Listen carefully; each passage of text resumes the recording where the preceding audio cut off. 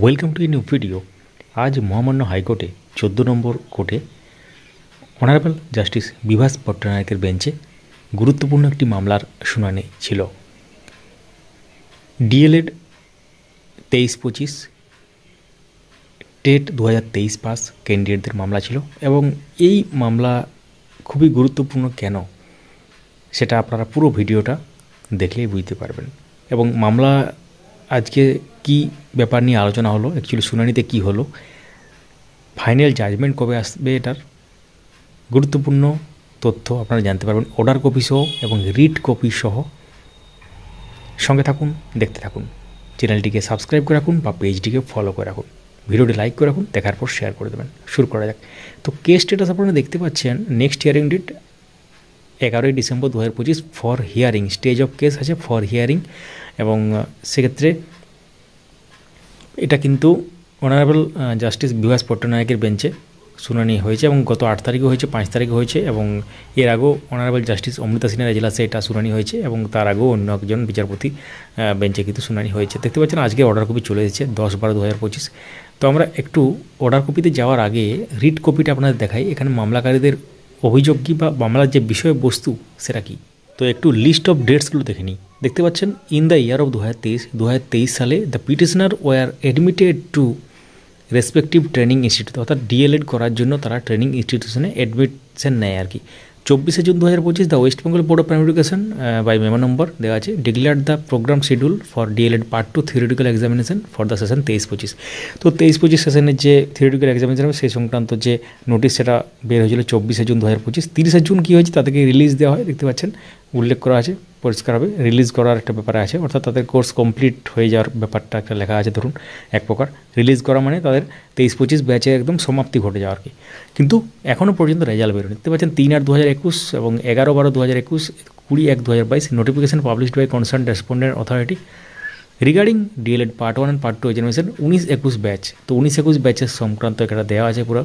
এবং 25 সেপ্টেম্বর 2025 আপনারা জানেন যে রিক্রুট প্রসেসের জন্য নোটিফিকেশান বার হয়। তারপর অর্ডার পাস হয়েছিল অনারেবল কোর্টের দ্বারা 29 সেপ্টেম্বর 2022 সালে, এটা উল্লেখ করা আছে এবং তার সাথে আদার্স যে ব্যাপার সেটা কিন্তু লেখা আছে। এবারে আমরা একটু দেখে নিই সিনোপসিস বা মামলার বিষয়বস্তু কী। তো এই ক্ষেত্রে টেট 2023 সাকসেসফুল ক্যান্ডিডেট এইসব ক্যান্ডিডেটরা এবং তারা আন্ডারগোয়িং ডিএলএড, এক্ষেত্রে মানে পার্সুইং ক্যান্ডিডেট বলতে পারেন এক প্রকার, 23-25 ব্যাচের ডিএলএড। কিন্তু এক্ষেত্রে তাদের রেজাল্ট এখনও বের হয়নি, তার জন্য তারা অনলাইন অ্যাপ্লিকেশান করতে পারছিল না। এবং এর সাথে আরও অনেক ব্যাপার আছে এবং এখানে একটা ব্যাপার উল্লেখ করা ছিল 20-22 ডিএলএডে তাদেরকে সুযোগ দেওয়া হয়েছিল, সেম ফুটিং বলতে পারেন। তো সেক্ষেত্রে এটাকে তারা দেখায়। তো 23-25 ডিএলএড ব্যাচ এবং টেট 2023 পাস ক্যান্ডিডেট। কিন্তু একটু আপনাদেরকে ইনফরমেশন দিই, যেটা আজকে হিয়ারিংয়ে হয়েছে ব্যাপারটা, সেটা হচ্ছে এইসব ক্যান্ডিডেটরা ভর্তির রসিদ দেখিয়ে, মানে অ্যাকচুয়ালি ডিএলএড আপনারা জানেন যে রেজিস্ট্রেশন যতক্ষণ না হচ্ছে ততক্ষণ সে কিন্তু একদম বোর্ডের খাতায় নাম লিপিবদ্ধ তার হলো না যতক্ষণ না রেজিস্ট্রেশন হচ্ছে, মানে অ্যাকচুয়ালি রেকর্ডের ব্যাপারটা চলে গেল আর কি।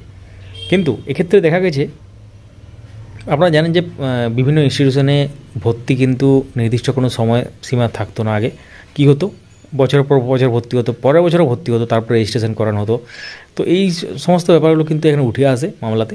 এবং টেট 2022 পাস ক্যান্ডিডেটদের একাংশ কিন্তু এই মামলাটাকে অপোজ করবেন। এক্ষেত্রে মামলাটা অপোজ বলতে এই যে ক্যান্ডিডেটরা তারা এই যে সুযোগ চেয়েছে, যে রিক্রুটমেন্ট প্রসেসের সুযোগ চাইছে, এটাকে অপোজ করে যে এরা মানে নিয়ম বিরুদ্ধভাবে রসিদ দেখিয়ে টেট পাস করেছে। আপনারা জানেন যে টেট পাস করার জন্য মানে টেটে অ্যাটেন্ড করার জন্য ট্রেনিং এবং তার সাথে এলিজিবল ক্রাইটেরিয়াগুলো যেগুলো আছে সেগুলো কিন্তু দরকার। অর্থাৎ ডিএলএড মানে টেটে বসতে গেলে ট্রেনিং কোয়ালিফিকেশান তো অবশ্যই দরকার, সেই জন্য ডিএলএড এবং তার সাথে একাডেমিক কোয়ালিফিকেশানের বিভিন্ন ক্রাইটেরিয়া আছে, সেগুলো আপনারা জানেন। তো ডিএলএড তাহলে কীভাবে এরা মানে ভর্তি হয়েছিল, কিন্তু এক্ষেত্রে নিয়ম বিরুদ্ধভাবে তারা রসিদ দেখিয়ে নাকি মানে টেটে মানে বসে এবং উত্তীর্ণ হয়ে যায়।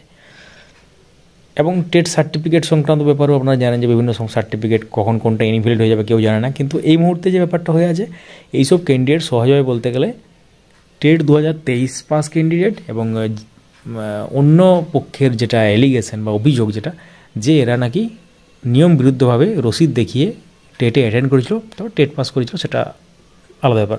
তো এখন দেখার বিষয় মামলার মানে এই গতি প্রকৃতি বা মামলা কোন দিকে এগোয়। আগামীকাল গুরুত্বপূর্ণ ব্যাপার উঠে আসবে।